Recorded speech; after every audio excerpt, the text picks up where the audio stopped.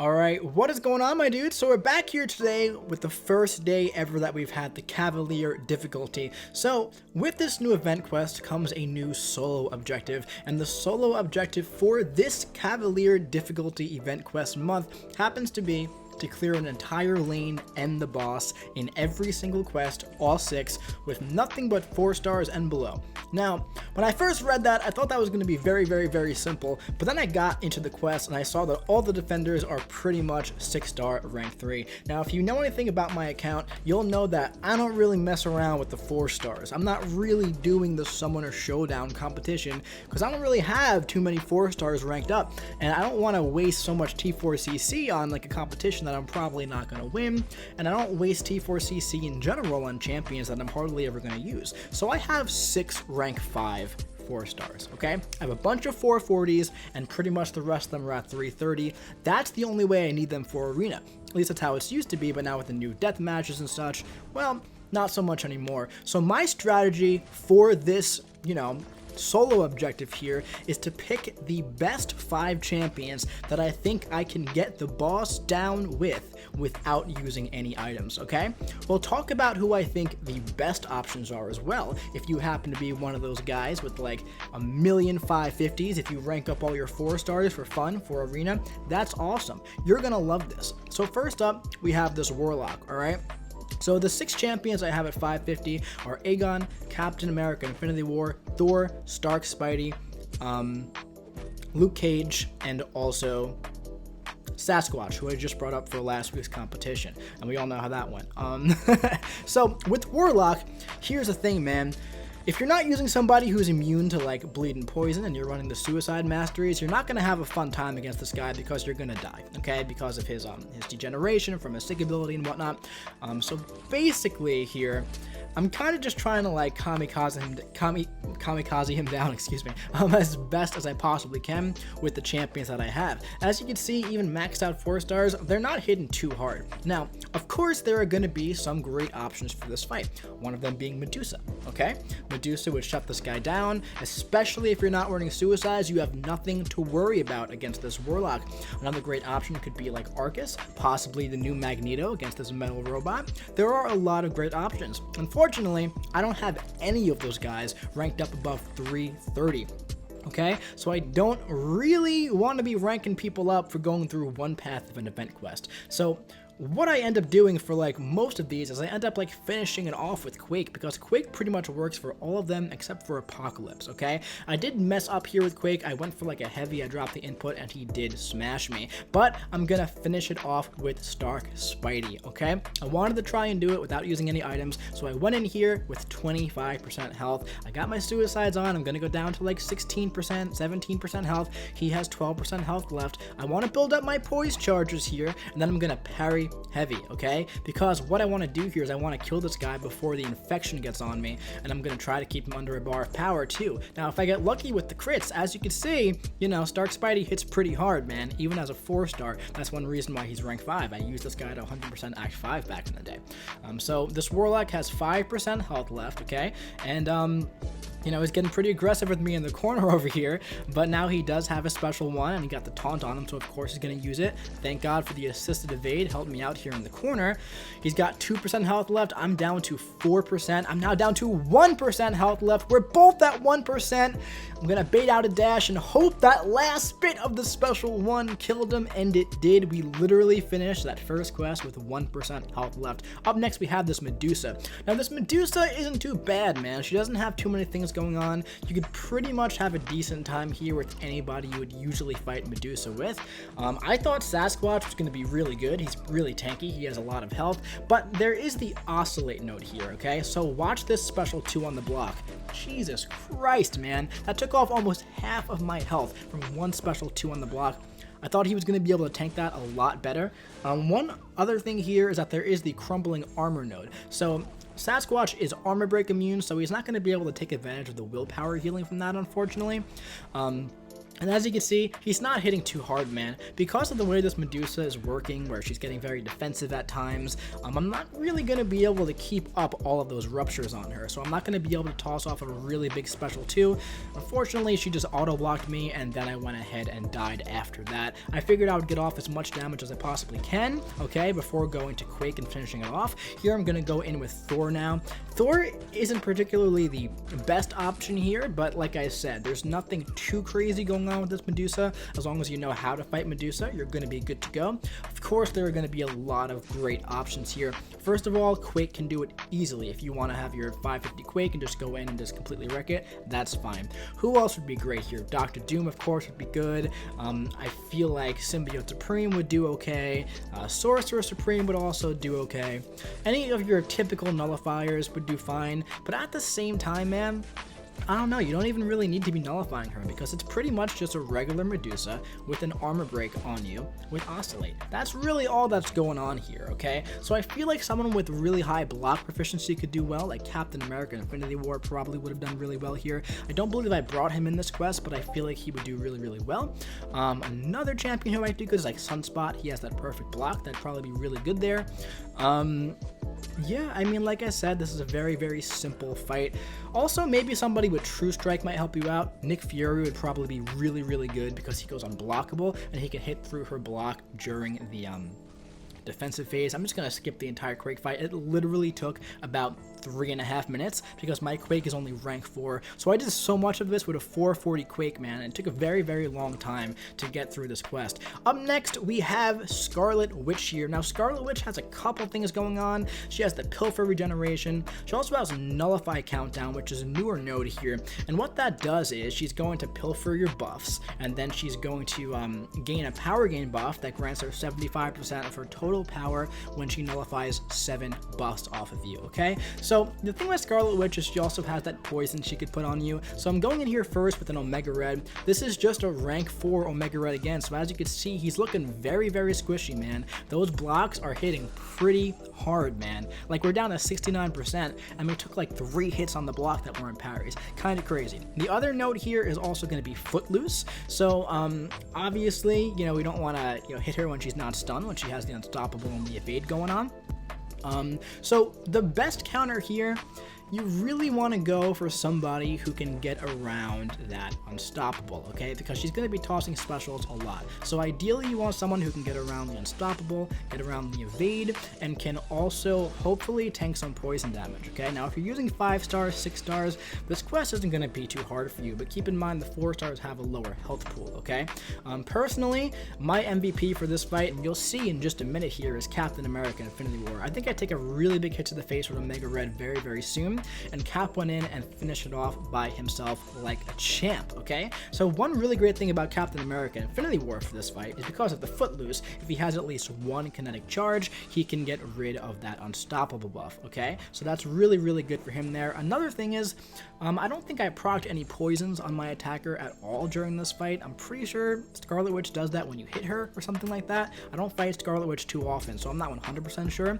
But if you do have a skill champion on your team and your Captain America is at max sig, really you're going to shrug off that poison debuff right away. And if I'm mistaking that for something else, and that's only like a Realm of Legends thing, well, I mean, hey man, ignore that completely. Anyway, point is, Captain America Infinity War does so good against Footloose because he just completely gets rid of that Unstoppable buff, and he just, you know, he has really great block proficiency as well, so you can just parry and you can heavy while the Evade buff is up, okay? Another potentially really great champion here could be She-Hulk because she gets around the Footloose and she's also poison immune. Stealth Spidey might also be okay, however, if you get poisoned, you're probably not going to have the best time, but She-Hulk might actually be the best option because she's going to consistently ramp up her damage. She's going to completely ignore that Evade and the Unstoppable with her slow debuff that's going to be up the entire time, and she also has the class advantage, and she's poison immune. So top to bottom, I think She-Hulk's probably going to be the #1 option for this fight, which is pretty cool. I think Stealth Spidey would do good. I think I think that the new Sorcerer Supreme would also probably do well here because she has that, well, she has slow on the special 1, the consistent slow from the special 3 as well, and she also has that nullification aura as well, which could be really, really good. And I believe she has a decent amount of energy resistance as well, so that might do well if you get that poison on you. But as you can see, Captain America here just putting in work. I'm pretty sure the Scarlet Witch has crit resistance, okay? So that's why I'm going for the special 3s here, so I don't have to worry about the special 2 not critting. I'm just cycling those special 3s to get that guaranteed damage. I'm going to try and parry all of her special 1s and all of her special 2s so I can build up those kinetic charges so I can always be ready to nullify that unstoppable. Just be careful if you go in like I just did right there, and she has that evade buff. She can still evade even if you go to nullify her unstoppable, okay? So that's one thing to always keep in mind. You always want to be on your toes in this fight. Overall, I think this is a pretty simple fight. I think I got this one through this one the easiest. You know, out of the 6 fights here, just because Captain America is one of the best options, I think, for this fight. And this is really the only fight that I had like a proper counter for up at rank 5. So that's really cool. Of course, Quake would also completely wreck this fight if you're a Quaker, so feel free to Quake that.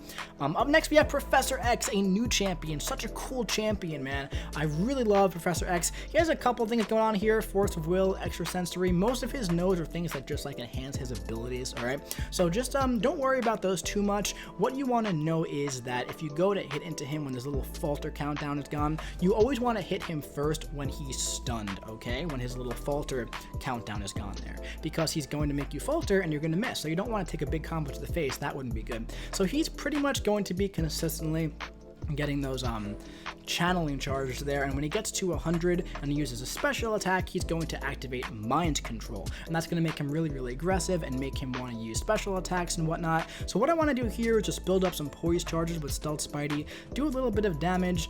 As you can see, that falter countdown is almost about to hit 0. At that point, I'm going to go ahead and parry his medium, which is the only hit that you can parry. I'm going to hit him, and I'm going to get the passive falter on me, okay? Now it's going to be on cooldown for 20 seconds, or however long the little counter is, 20 ticks, okay? So another thing about his little mind control numbers is that whenever you power burn or power drain him, you're going to get rid of, I believe, 50 of them. So Stark Spidey is really, really good for this, because after 30 seconds, that EMP web is going to come back, and you're going to be able to drain his power again. So here I went for that, but I did miss because of the falter. I thought it was only medium and light attacks, but apparently heavy attacks work there as well. You're going to miss, all right? So I'm going to toss off a big special 2 here. It's ticking like okay, we're doing decent damage here. You know, we are just using a 5-star, so it's not, that probably would have been it if you were using a 565 Stark Spidey, but since we're only using the 4 stars, we got this guy down to about half health. That's not too bad here.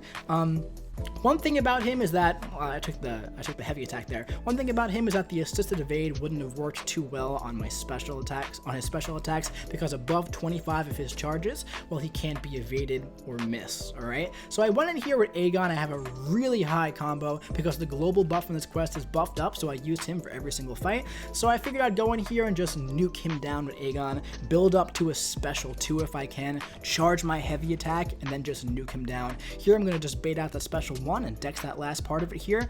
He now has 100 of his charges, so if he activates a special attack, he's going to go into mind control, and then I won't be able to use my special attack, and I don't want that to happen. So I'm going to take a couple more hits there. I'm going to take a couple parries to build up to special 2, hit him to get rid of that falter. I'm going to dash back. I'm going to charge heavy here, bait and a dash. There we go. Heavy attack, go for the special 2. Really big special 2 with a lot of big furies, and now hopefully that bleed can tick him down. I'm going to hit into his block a couple times. He goes for the special 1, but he dies before he gets it off. Very, very nice. So up next we have a Magik here, and she has a lot of stuff here, man. Buffet is a big one. Special Chaos Inversion, that's another big one. There's a lot of stuff going on with this Magik, man. She's not the easiest Magik I've ever seen in my life. You know, you want to use someone who can ideally get around the limbo damage or power control her. Omega Red's a champion that I use for her all the time. Keep in mind, my Omega Red is only a rank 4-star here, so he's not going to be doing too much damage. And look at that limbo, man. That limbo brought me down to half health. it just brought me down to half health, man. So you really want somebody who can get around that, okay? So obviously, I think you know who we're gonna end up using in this fight. We're obviously gonna finish it off with Quake.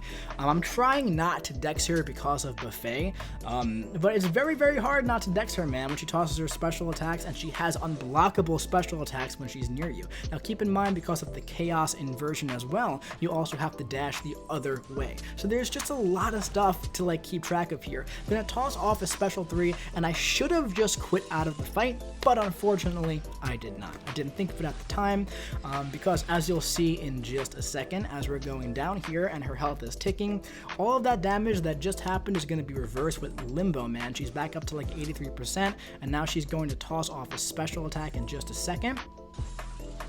I guess I'll wait for it to happen, but as you can see, Limbo's ticking me down here, and I accidentally dexed. She's back up to 90%, and then I took a special 2 to the face. So that entire fight was just a waste of time. So now we're going to go in here with Archangel, who actually is a very good option for this fight, okay? Because when you get that neurotoxin on her, you're going to be not necessarily immune to Buffet, but she won't be healing anything as long as Archangel is awakened, alright? Now, I don't believe she tossed off any special attacks in this fight here, so I'm not sure if he gets around the special chaos inversion with enough neurotoxins.